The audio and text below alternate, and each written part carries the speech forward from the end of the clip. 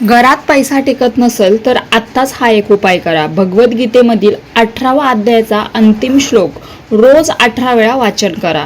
असे तुम्ही 41 दिवस वाचावे। घरात लक्ष्मीचा कायम वास राहील।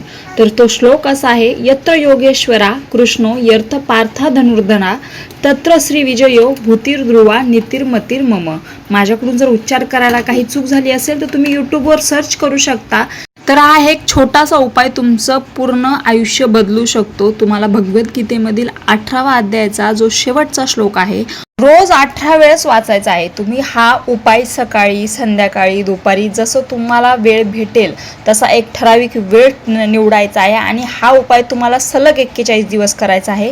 त्यामुळे एकच वेळ ठेवायची आहे। सपोज तुम्ही जॉब करताय किंवा काही वर्किंग वुमन असाल तर तुम्ही संध्याकाळचा, रात्रीचा उपाय केला तरी चालेल, परंतु तोच टायमिंग तुम्हाला रोज एकच ठेवायचा आहे। तुम्हाला जवळपास 1 महिन्यातच या सर्व गोष्टीचा अंदाज येऊन जाईल। तुमच्याकडे पैसा टिकायलाही सुरुवात होईल आणि तुमच्या अडीअडचणी बऱ्याचपैकी कमी होतील। म्हणजे नुसतं पैशासाठीच नाही तर तुम्ही ऑदर तुमच्या काय अडचणी असतील तरी तुम्ही ह्या श्लोक जर कंटिन्यू म्हणत राहिल्या तर तुम्हाला तुमच्या आयुष्यामध्ये बऱ्यापैकी बदल अनुभवायला मिळेल।